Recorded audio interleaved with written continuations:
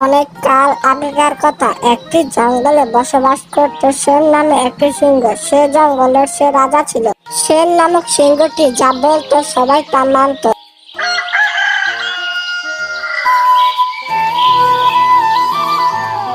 পরের দিন সকালে রাজা টুনটুনি পাখিকে বলল, শোনো টুনটুনি পাখি, তুমি সবাইকে বলে দাও এই জঙ্গলে অযথা পানি হত্যা বন্ধ করতে হবে, আর এই কথা যে না মানবে তাকে এই জঙ্গল থেকে বের করে দেওয়া হবে। এটা হলো আমার আদেশ।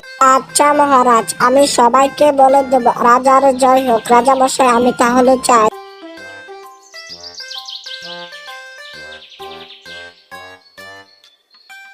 যাক, আমার এই সিদ্ধান্ততে অনেক প্রাণী রক্ষা পেল। আমার অনেক ভালো লাগছে। আমার রাজ্য বেঁচে যাবে। আমার রাজ্যে ছোট ছোট প্রাণীরা ওরা স্বাধীনভাবে চলাফেরা করতে পারবে। ওদের কোনো ভয় নেই আমি থাকতে।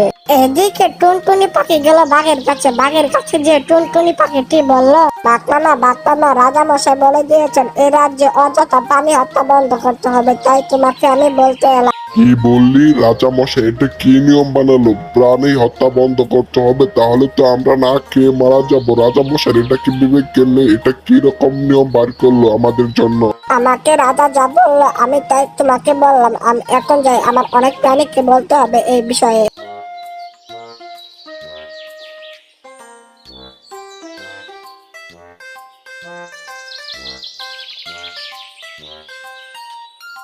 রাজা মশাই, এটা কি নিয়ম বার করলো? এটা কোনো নিয়ম হলো? আমাদের মাংসাশী প্রাণীদের কি হবে? রাজা মশাই এটা কোনো বিবেচনা করলো না? যাই দেখি রাজার কাছে এইসব ব্যাপারে বলতে হবে রাজাকে।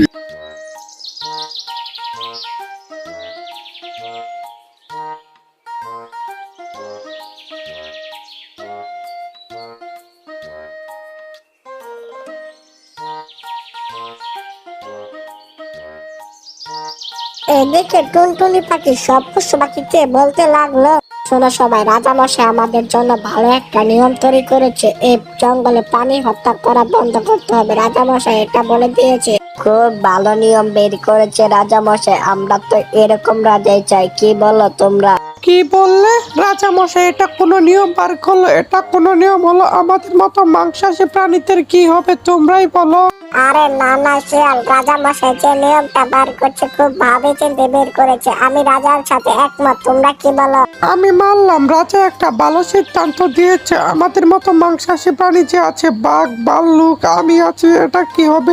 আর রাজা এটাও বলেছে যে এই জঙ্গলের মধ্যে নিয়ম শৃঙ্খলা ভঙ্গ করবে তাকে এই জঙ্গল থেকে বের করে দেওয়া হবে। এদিকে বাঘ যায় সিংহ রাজার কাছে। সিংহ রাজার কাছে যে বাঘটি বলল, রাজা মশাই, এটা আপনি কোনো কাম করলেন? আপনিও তো মাংসাশী প্রাণী। আপনি আমাদের কথা ভাবলেন না, আপনার কথা ভাবলেন না। আপনি যে এই নিয়মটা বের করলেন, আমরা এখন কি খাবো? কে ঘাস পাতা খাবে? ঘাস পাতা খেয়ে দিনকাল কাটিয়ে দেবে, এটাই তো ভালো হবে, বোঝো না? আর শোনো বাঘ, তুমি মনের ভুলেও কিন্তু পানি হত্যা করবে না। পানি হত্যা কিন্তু আমি বন্ধ করে দিয়েছি, বোঝো না? আর শোনো বাঘ, আমি পানি হত্যা বন্ধ করছি কারণ আছে, এই জঙ্গলে প্রাণীরা স্বাধীন মতো চলাফেরা করতে পারে না। এই কারণে যে তোমরা প্রাণী দেখলেই মেরে খেয়ে ফেল। আর এভাবে প্রাণী হত্যা করতে থাকলে একদিন এই জঙ্গল প্রাণী শূন্যতা হয়ে যাবে। এই কারণে আমি প্রাণী হত্যা বন্ধ করে দিয়েছি।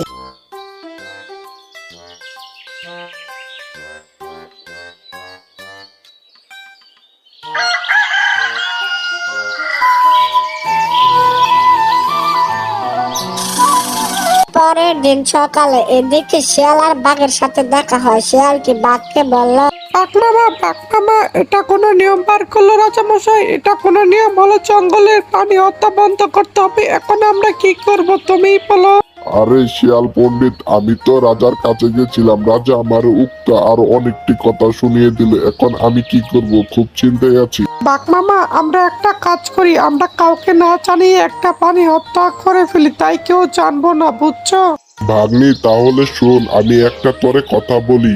তারপর বাঘটি শিয়ালটিকে সব কথা বলতে লাগলো। এমন এমন করে কাজটি করতে হবে। এদিকে রাজা আর সব পশু পাখি মিলে গল্প গুজব করছিল। মাঝখান থেকে টুনটুনি পাখিটি বলল, রাজা মশাই, আপনি যে নিয়মটা বের করছেন এটা অনেক ভালো একটা নিয়ম বের করছেন। আমরা ছোট ছোট পাখি পশু পাখি আমরা বের হতে পারবো স্বাধীন মতো। রাজা মশাই, আপনি যে কদিন থাকবেন আমরা অনেক সুরক্ষিত থাকবো। রাজা মশাই, আপনাকে আমরা কখনো বলতে পারবো না। রাজা মশাই, আপনি যে নিয়মটা বের করছেন এটা অনেক অনেক ভালো নিয়ম বের করছেন। আমাদের ছোট ছোট পশু পাখিদের জন্য অনেক সুবিধা হয়েছে। আমি যে তোরে রাজা থাকবো তোমাদেরকে কেউ কিছু করতে পারবো না। আমার এটা আদেশ যে কেউ তোমরা অমান্য করবা না।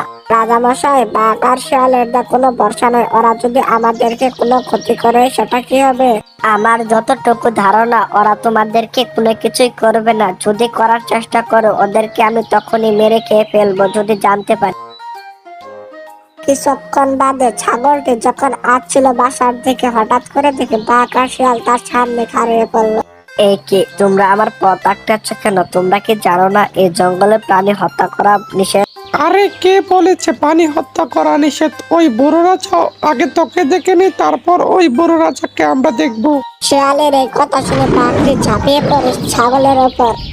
বাঘ আর শিয়াল মিলে ছাগলটিকে হত্যা করে ফেললো। তারপরে ছাগলের মাংস তারা খেয়ে নিল।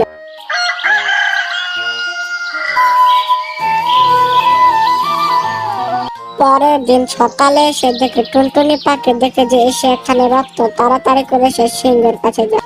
আর সে সেখানে দেখে বাঘের পায়ের ছাপ।